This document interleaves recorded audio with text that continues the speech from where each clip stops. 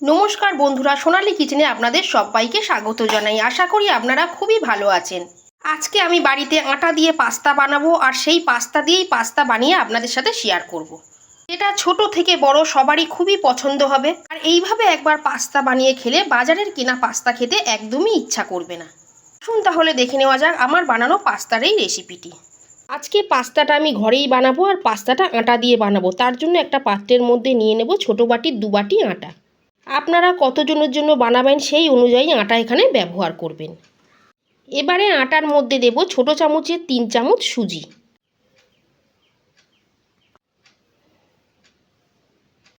দেব পরিমাণ মতো নুন, দিয়ে দেব ছোটো চামচের 2 চামচ অলিভ অয়েল।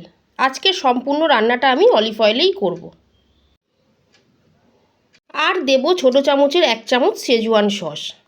শেজওয়ান সসের বদলে আপনারা টমেটো সসও ব্যবহার করতে পারেন। আটার সাথে আগে সব কিছু খুব ভালো করে মিশিয়ে নেব। আটার মধ্যে আমি 1 চামচ শেজওয়ান সস ব্যবহার করলাম। এতে করে পাস্তাটা যখন আপনারা খাবেন তখন বুঝতেই পারবেন না যে পাস্তাটা আটা দিয়ে তৈরি করা হয়েছে। আটার কোনো ফ্লেভারই পাস্তার মধ্যে থাকবে না।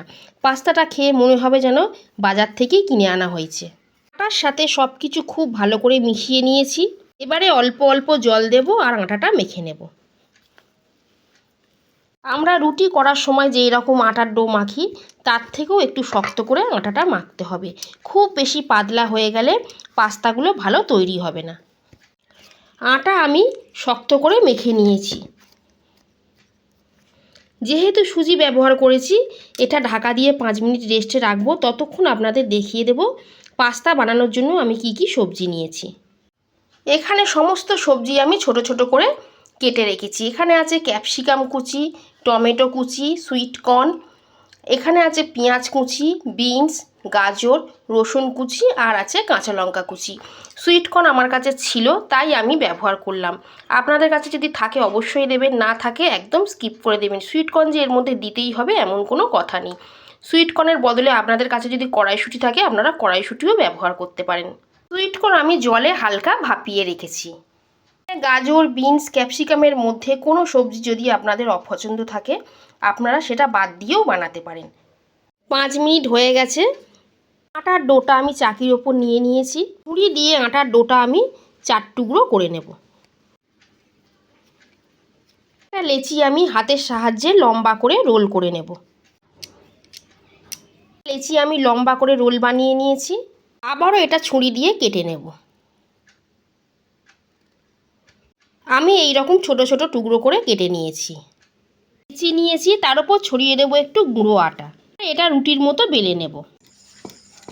একটা রুটি আমি বেলে নিয়েছি। এভাবে আমি সবগুলো আগে বেলে নেব। সবগুলো আমি বেলে নিয়েছি। ঠিক এই রকম পাতলা করে আমি বেলেছি। রুটির থেকে একটু ছোট সাইজ, আবার লুচির থেকে একটু বড় সাইজের করে বেলে নিয়েছি। চাকির মধ্যে একখানা রুটি আমি নিলাম। এবারে রুটিটা এক কোণ থেকে গোল করে নেব।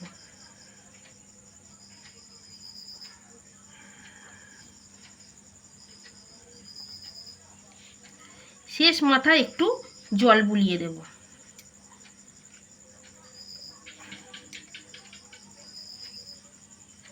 এখন বন্ধুরা একটা পাস্তার রোল একদম তৈরি হয়ে গেল। পাস্তার জন্য সব রোল আমি রেডি করে নিয়েছি। পাস্তা সেদ্ধ করার জন্য আমি জল গরম করতে বসিয়েছিলাম। জল ফুটতে শুরু করেছে। এবারে জলের মধ্যে দিয়ে দেব নুন, আর দেব অল্প একটু তেল।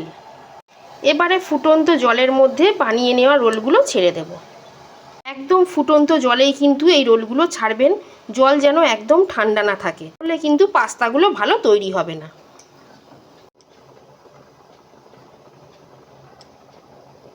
মিডিয়াম ফ্লেমে ঢাকা দিয়ে 10 মিনিট রেখে দেব। 10 মিনিট হয়ে গেছে। মিডিয়াম ফ্লেমে আমি 10 মিনিট সেদ্ধ করে নিয়েছি। এবারে এগুলো জল ঝরিয়ে তুলে নেব।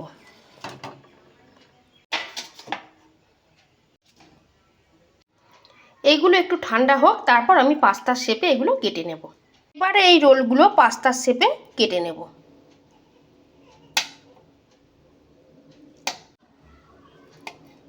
আজকে খুব সহজ পদ্ধতিতেই পাস্তাটা আপনাদের বানিয়ে দেখালাম, যাতে সহজেই প্রত্যেকেই এটা বানিয়ে নিতে পারে। আর বাজারের কেনা ময়দার পাস্তার থেকে এটা অনেক বেশি হেলদি। পাস্তাগুলো আমি কেটে নিয়েছি, এগুলো যাতে একটার সাথে একটা না জড়িয়ে যায় তার জন্য এর মধ্যে একটু তেল বুলিয়ে নেব। কড়া খুব ভালো করে গরম হয়ে গেছে, কড়ায় দিয়ে দেব অলিভ অয়েল। তেল গরম হয়ে গেছে, প্রথমে আমি ডিম ভেজে নেব। আজকে পাস্তায় আমি ডিম ব্যবহার করব, তাই এর মধ্যে ডিম দিলাম। আপনারা যদি ডিম দিতে না পছন্দ করেন ডিম ছাড়াও বানিয়ে নিতে পারেন। আমি ডিম খেতে ভীষণ ভালোবাসি, তাই যখনই পাস্তা বানাই একটু ডিম ব্যবহার করি। ডিম হালকা ভেজে নিয়েছি, এবারে তুলে নেব। ডিম ভেজে তুলে নিয়েছি, আরও একটু তেল এর মধ্যে দিয়ে দেব। এর মধ্যে দিয়ে দেব রসুন কুচি, ওটা একটু হালকা ভাজবো। রসুন হালকা ভেজে নিয়েছি, এবারে এর মধ্যে দিয়ে দেব পেঁয়াজ কুচি। পেঁয়াজ আর রসুন কিছুক্ষণ ভেজে নেব, তবে খুব বেশি লাল করে ভাজবো না, হালকা করেই ভাজবো। আজকে আমি পাস্তাটা অলিভ অয়েল দিয়ে বানাচ্ছি, আপনারা অলিভ অয়েলের বদলে সাদা তেল বা বাটারও ব্যবহার করতে পারেন। সম্পূর্ণ বাটার দিয়েও পাস্তাটা বানাতে পারেন। পেঁয়াজ রসুন হালকা ভেজে নিয়েছি, এবারে এর মধ্যে দিয়ে দেব গাজর আর বিনস। গাজর আর বিনস পেঁয়াজ রসুনের সাথে কিছুক্ষণ ভেজে নেব। বিনস গাজর কিছুক্ষণ ভেজে নিয়েছি, এবারে এর মধ্যে দিয়ে দেব টমেটো কুচি। টমেটো দেওয়ার সাথে সাথে এর মধ্যে দিয়ে দেব নুন, যাতে টমেটোটা খুব তাড়াতাড়ি গলে সবজির সাথে মিশে যায়। পাস্তার মধ্যে কিন্তু টমেটো চেয়ে চেয়ে থাকলে একদমই ভালো লাগে না। এবারে এটা লো ফ্লেমে 2 মিনিট ঢাকা দিয়ে রাখবো। এবারে এর মধ্যে দিয়ে দেব ক্যাপসিকাম, দেব সুইট কর্ন। ক্যাপসিকামটা আমি শেষে দিলাম যাতে ক্যাপসিকামের ক্রাঞ্চি ভাবটা বজায় থাকে। এবারে দিয়ে দেব কাঁচা লঙ্কা কুচি। সব কিছু খুব ভালো করে ভেজে নিয়েছি, এবারে এর মধ্যে কিছু সস দেব। 1 চামচ রেড চিলি সস, 1/2 চামচ সোয়া সস, 1/2 চামচ ভিনিগার, 2 চামচ টমেটো কেচাপ আর দেব 1/2 চামচ গোলমরিচ গুঁড়ো।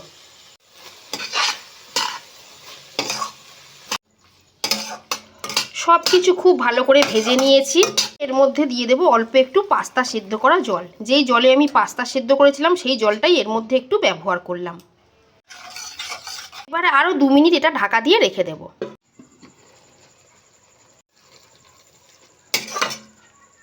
এবারে সেদ্ধ করে রাখা পাস্তাটা এর মধ্যে দিয়ে দেব। গ্যাস জোরে করে দিয়ে কিছুক্ষণ এটা নেড়ে নেব। সব শেষে ওপর দিয়ে দিয়ে দেব ভেজে রাখা ডিম আর দেব ধনেপাতা কুচি। আপনাদের কাছে যদি স্প্রিং অনিয়ন থাকে আপনারা এই সময় স্প্রিং অনিয়নও দিতে পারেন। এবারে সব কিছু মিশিয়ে নেব। দেখুন বন্ধুরা, বাড়িতে বানানো আটার পাস্তা কত সুন্দর ঝরঝরে তৈরি হয়েছে। পাস্তা একদম রেডি, এবারে আপনাদের সার্ভ করে দেখাবো। এইভাবে পাস্তা বানিয়ে খেলে কিন্তু অনেকক্ষণ পেট ভরা থাকে। এটা আপনারা বাচ্চাদের টিফিনেও দিতে পারেন, সকালে ব্রেকফাস্টে বানাতে পারেন, কিংবা রাতের ডিনারেও বানিয়ে খেতে পারেন। সোনালি কিচেনের রেসিপি যদি আপনাদের ভালো লেগে থাকে তাহলে প্লিজ লাইক করবেন, শেয়ার করবেন, সোনালি কিচেন চ্যানেলটা সাবস্ক্রাইব করে দেবেন। ফেসবুক থেকে দেখে থাকলে ফেসবুক পেজটা ফলো করে দেবেন। আজকের মতো এই পর্যন্তই। সবাই খুব ভালো থাকবেন, সুস্থ থাকবেন। ধন্যবাদ।